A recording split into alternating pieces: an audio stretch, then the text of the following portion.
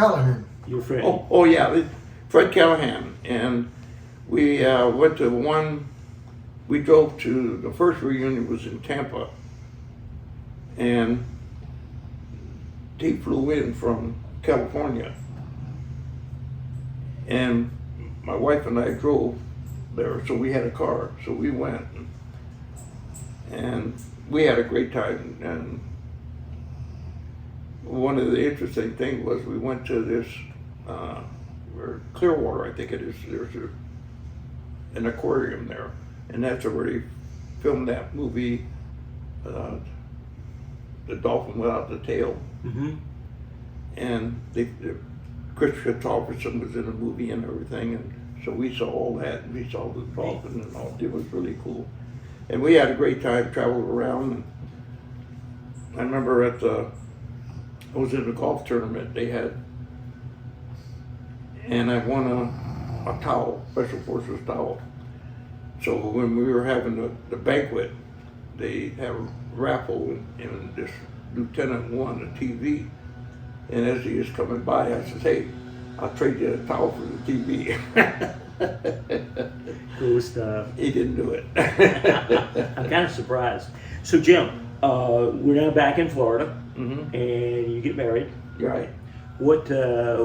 How was your transition? Many people who came back from Vietnam found not the best reception in the world. How was it for you? The same thing. That I had worked for A&P when I was in the high school. I got a job part-time after school as a bag boy. Then I worked my way up while I was still in school, all the way up to cashier. And then when I graduated, I wanted to go to the University of Miami and try to get a scholarship because I was a pitcher. But they had a coach who was only there that 1 year, and he was not good. And in fact, he got fired. So I didn't get a scholarship. And so I went to work full-time at D&P in Coral Gables. And worked my way up to grocery manager, and then bookkeeper, and then assistant manager. And that's when I went into service. So when I came back, I went back to the A&P with my seniority and everything. Right. And the only reason I left the A&P was because they wanted to shut down the Southern Division, and I was already up to assistant supervisor. Okay. And I wasn't going to move to Jacksonville. Right. So I went to work for my brother-in-law. He had a seafood market in Coral Gables, and you learned the seafood business. And that's Right. how I met a lot of Manny Fernandez used to come in there, and Bob Greasy, and so I got to know them. And then I finally got my own seafood market on Sunset Drive. I had for 20 years, and I had a lot of the players coming in. And then I got into fishing. Right. And so I started taking them out, and I took out 35 of the 72 dolphins fishing in Flamingo in a little 12-foot john boat. Right. So, so you told us a little bit already about your start and the way that you learned to fish by applying yourself and working with an established fishing guide for 52 weeks in a row. So that's how you started to build your expertise. 18 years, 52 weeks. 18 years, 52 weeks. That's pretty impressive. But what it was the Met tournament, the Metropolitan South Florida Fishing Tournament, ran for 5 months, from December to May. Mm-hmm. And then the Key West tournament started right when the Met ended and went into like the first week of the tournament. Okay. And I won that overall. They have give a lot of awards out, but the number one award is the Grandmaster. Right. Overall winner out of over 50,000 people enter. And so I won the Met 4 times, and then the Key West tournament I won 3 times. So how did the Met tournament work? It was over 5 months, and it was each species best fish, or how did that all work? They had citation fish. If you caught one that was a certain weight, you could release it, but you had to weigh it and take a Right. picture of it. And then you get a certificate that said that you caught that species. Like at the time, my first one was redfish. It was 9 pounds. And so that's my first award. Okay. And then for the biggest fish, you got an award for combination. Then you got a fly division and a spin division and a plug division. Right. And a grandmaster has to fish, winning fish in all of them. In all of them. Okay. Pretty impressive. Pretty impressive. When did you become a licensed captain? Well, I try to figure out. I just decided what it was I had a seafood business over on Sunset and 104th, and all of a sudden the grocery store started carrying seafood. Most of it was frozen. Mine was all fresh, and I couldn't compete with them then because they had cheaper prices, all the imported stuff. So I decided, and I just couldn't make it anymore. So I decided I was going to become a captain, and I did. I was already starting to fish on my own, Right. so I was pretty good at it. Right. After 18 years of Sure. fishing Key West and Flamingo every week. Right. 18 years every week. That's very impressive. What it is every single thing I got into in my life, I had to be the best at. And I wouldn't quit until I did it. Right. So now you have established yourself as a captain and a fishing guide. You already knew a number of people in the Miami area, but how did you build your business? How did you attract clients to come down and fish with you? Well, I was in the paper all the time for winning fish and stuff, and then he started calling me when they showed the standings and who won, and then he found out. And then the word of mouth from there, I have people from all over the United States calling me, from Canada, everything. Sure, it is a community throughout. Right. So you hold, or you have won at various times. How many IGA personal records? I have 31, and then 150 with my customers that they got them with me. Tell us a little bit, for the people that are not familiar, what the IGA is and how records are worked. It's the International Game Fish Association. It's down with Bass Pro Shops up in Dania. Right. It's closed now because Morris, who owns Bass Pro, built it, and he has a big museum up in Springfield. Mm-hmm. So he took all the trophies and stuff from the IGFA here. The IGFA is still there, but it's only the office. Right. They used to have a theater. It was really Right. great. And I love taking people there. Mm-hmm. And so it's just a shame because people come down here. It's a fishing capital of the world. South Florida has more world record fish, different species, than any other place in the world. Yep. They got peacock bass. That's what I'm doing now because it's a little harder for me to get out on a boat now because I got a flat boat and I pole. Right. And my balance isn't that good now. So I do peacock bass fishing, and we've got a number of world records. My wife has 2 world records. My granddaughter has 3 world records. That's impressive as well. So Jim, tell us about your favorite places to fish. Flamingo, Everglades National Park. I love that place. And I fished. I was one of the few captains. I didn't have a boat with big engine. It just 60 horse. But I could see the radio tower at the marina from wherever I fish. Right. And because I can't see running an hour and a half, an hour and a half. At 3 hours, your fishing time done. Right. I'm fishing within 10, 15 minutes, and I make a circle according to the tide, and I always find them. I've never, ever gone there and not caught fish, ever. And that's going every Sunday. Great stuff. What's your favorite fish to catch? Redfish, and snook, and tarpon. That's the grand slam of Flamingo. Right. Right. But it's such a beautiful place because during the wintertime, the white pelicans are down. There's thousands of them. Yes. And the Rosetta spoonbills and the bald eagles. It's a beautiful place. And we're now getting flamingos around there, which is really pretty cool.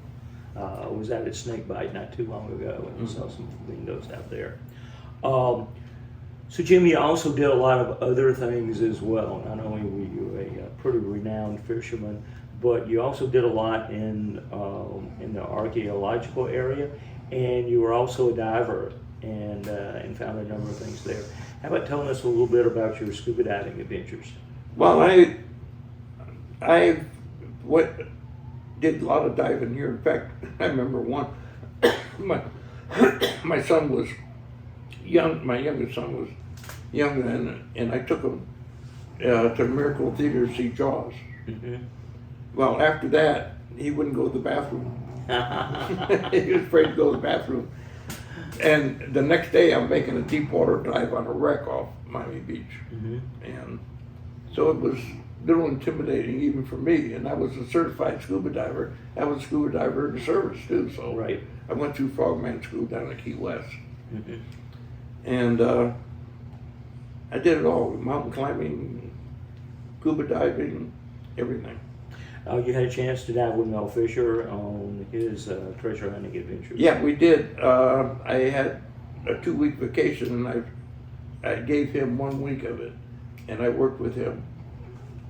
He wasn't diving, and his son was diving. Right. And I helped him, and we were finding things from the Margarita, which was a sister ship. They hadn't found it. It was like And found the Tosha. 10 or 15 years before they found the Atosha. And I did it for free. And when they found the Atosha and he got done with the state wanted it. Right. He sent me 2 coins. The one I gave my wife, and the other one my daughter has right now because I had an accident and broke my wrist. And so she took it off, and so I got to get it back from her. Right, right. So what about archaeology? What got you interested in archaeology? Well, I went out west. My uncle lived in Phoenix. And by the way, he was the Marlboro man. You don't remember that? Right. The Marlboro man. Yeah, and he hated horses. That's pretty interesting. But I went there and I found some old ruins and stuff, And so I came back and I was working, I was president of the Astronomical Society at Museum when it was at Vizcaya. And Art Smith, who was the president, I told him what a great time we had and the old things I found. He says, they got older stuff here. I said, really? He says, yeah, they don't have houses or anything, but they've got what they call middens where they left. And then their trash piles, if you can find them, you find artifacts. And that got me interested in it. So I started searching it out and ended up, everything in the museum now is what I found in my crew file. That's pretty impressive. And I loved it. I took my kids with me too. Yeah. So they were also involved. It's really neat. So Jim, you've had a chance to fish with and be involved with a number of very famous people. I won't ask you for your favorite customer, but tell us about some of the favorite clients that you had that you took fishing. Well, I'd say one of my favorites, and we were good personal friends, was Manny Fernandez, who just passed away. He moved up to, but I did videos with him, fishing videos at the fishing tournaments of Flamingo when they had them there, and Everglades City and Port of the Islands. And so we got along really good. And then I got into hockey. Well, I took 35 of the 72 dolphins Right. out, 1 or 2 at a time, in a 12-foot John boat. Imagine that. two big guys. I was going to say that could be tough. So anyway, then I got into the Panthers. I started out, went to Dayland when they were signing autographs before they even started playing or anything. And I met Rob Niedermeyer, and he was, I think, 18 years old or 18 or 19. Ended up taking them out fishing in Van Beesbrook. And Bill Lindsay and the announcer now. I'll think of his name. Mm-hmm. And I got a picture of him there with Bill Lindsay and Right. my wife, and they signed for us. But I took them out quite a bit. They loved it. And then I took them when they had the baseball strike down, and they were practicing at the baseball stadium. Remember that? I was doing an article for the nuclear. Right. And so I had credentials. I went down there and I got on the field and I started talking to all these baseball players, and then they'd practice until about noon, have lunch, and then I said, hey, if you want to go fishing, I'll bring my boat down here and we'll go out. So I got hundreds of baseballs signed, Right. and I had fun with them. But the Panthers were the best ones. I mean, Rob Niedermeyer, I fished with him. And then Scott Niedermeyer, who played for the Devils, who won the championship. When we went to the championship game, Scott and his dad came down. So I took both of them for the islands to fish. Right. So they were just friends. I mean, I didn't think of them as celebrities or anything. Right. You mentioned that you wrote a column for the South Day Newsletter. Tell us a little bit about that. Well, many years. I drove that in the Outdoor Angler too. But I enjoyed doing that. I mean, I did articles on fishing and taking techniques and tips and where to fish and all that. And then stories on who I took out. And then some of the race car drivers. I ran a tournament day before the race, championship race. And the drivers that like Dale Earnhardt Jr. and Ryan Newman and Tony Stewart. I took them out fishing there. Mm-hmm. In fact, I was in the first program that came out for the first race. I took out Adam Petty and couple. I had put my boat in there, and I had to get the crane to get out because it wasn't set up for it. Right. But there's a picture of us fishing there on the lake. On the lake there at Homestead. That's really super.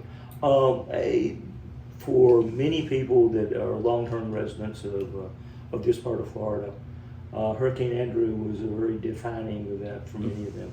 Tell us a little bit about your experience in and the aftermath of Andrew. Well, we lived over by the falls there, right near the falls, and I had put boards up, plywood boards, and it blew off on the northeast corner. It blew off the boards and destroyed the room. We were going to stay we had a walk-in closet, but I said, no, we'll use the bathroom because I filled the tub up with water so I could flush the toilet and everything. Right. And we stayed in there, and I just kind of looked out the little window in the bathroom, and at the height of the storm, which I think was like 3 in the morning, it was purple, yellow with the lightning and everything. That's how bad it was. I had a wind meter, and the last reading I had it was 170, and it blew off. Right. The cones. Yeah. And then I told, I forget what his name is, Channel 10, and then Sam Houston from Washington came down and said, no, it couldn't be. And I said, well, I've got a heat kit. And I built it, and that's what it showed. So he says, well, mind if I take the heat kit? I'll check it out. And then 5 years later, I get a letter. You were right. 5 years later. That's 5 years. 5 years later. Before he admitted it. Before he admitted that those kinds of things. So what about recovery from Andrew? What did it do to your business? What did it do to your way of life for that time? Well, the business, once I got power and everything, and I had my store in Sunset, everything, it got back to normal. But it was a lot of, I sent my wife, she had MS, and her sister lived in St. Petersburg, so her sister came to Chrome in 8th Street, and I took her there, and so she spent like 3 months there, and I was at home trying to take care of everything. Right. And it was a mess. There wasn't a tree over 3 feet tall anywhere in that neighborhood. Yeah. And I had 2 guys who were like missionaries from West Virginia, and they had come down and they knocked on the door, and I had a fenced-in yard. And he said, "You mind if we camp out in your yard?" I said, "Sure, no problem." So they had a generator, so they let me hook it up, and I could watch TV. Neat. And they had these yellow things with water, you know, they use on trucks and stuff. They gave me one. That was like velvet. It was from their mountain stream. It was so good. And then I got the kids in the neighborhood, because before the storm I got 10 jugs of chlorine. So I was able to disinfect it, and the pool was full of all kind of junk. Sure. And I told the kids, I said, "You get it cleaned out, you can use it." So they dove down and they cleaned it. Neat stuff.